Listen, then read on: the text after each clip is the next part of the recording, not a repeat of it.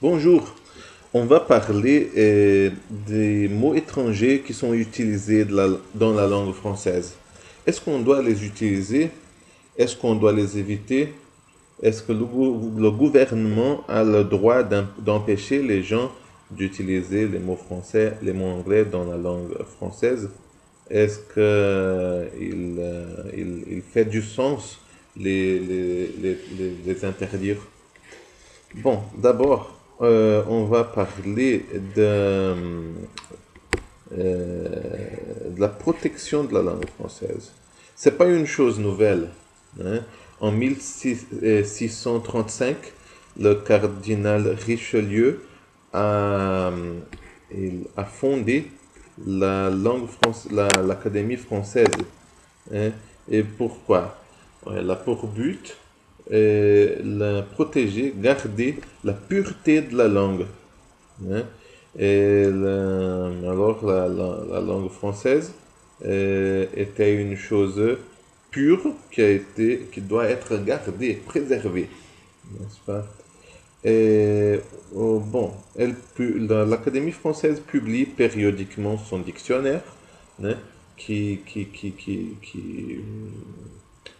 inclut quelques mots et prohibe d'autres, n'est-ce pas? Et elle a aussi son site internet qui dit quels mots doivent être utilisés, quels mots ne doivent pas être utilisés. Et souvent, il y a euh, des mots étrangers qui sont interdits, hein, qui sont déconseillés. Et, bon, il y a aussi la loi Toubon qui a été passée le 4 août 1994. Et parmi d'autres choses, la loi Toubon détermine que tous les mots étrangers utilisés dans les publicités soient accompagnés de leur traduction française. C'est pour ça que lorsqu'on est dans le train ou dans le bus, il y a une publicité en anglais. Et si on cherche dans l'affiche, on va trouver la traduction de tous ces mots en français, hein. Where is my umbrella? Hein? Euh, c'est c'est où mon parapluie? Mon parapluie, il est où? C'est toujours comme ça dans les publicités à cause de la loi Toubon, Toubon, hein. L'Académie de la carpette anglaise, hein. Apparemment, les Anglais sont connus pour leur qualité dans la fabrication de carpettes. N'est-ce pas? Au Brésil, il y a une maison de tapisserie anglaise, hein, dans ma ville où j'habite, à Ribeirão Preto. Alors, j'imagine que les Anglais sont connus pour ça, pour fabriquer des carpettes, des tapis, des bons carpettes et des bons tapis. Bon, l'Académie de la carpette anglaise, elle a ce nom drôle parce qu'elle est une académie parodique, hein. Elle veut aussi défendre la pureté de la langue française, mais avec l'humour, hein. Elle donne chaque année un prix, et pour un prix parodique, à une personnalité française qui a utilisé, qui a contribué pour l'usage de l'anglais au lieu du français, hein. Elle veut se moquer de cette personnalité. Par exemple, en 2007, la personnalité choisie a été Christine Lagarde, l'actuelle présidente du FMI, et qu'à l'époque était la ministre de l'économie française, hein. Elle était connue pour parler avec ses subordonnés en anglais ou se communiquer avec eux en anglais. Et dans la même année, le canard enchaîné l'a appelé la Christine the Guard, hein, pour se moquer d'elle, parce qu'elle parlait en anglais au lieu de parler en français. Et aussi, la société américaine GE Medical System, une compagnie de General Electric, et en mars 2006 a été condamnée à 570 000 euros d'amende pour avoir transmis des documents en anglais sans traduction à ses salariés français.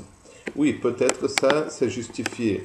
On ne doit pas utiliser les mots, forcer des personnes qui ne parlent pas anglais à le parler, hein.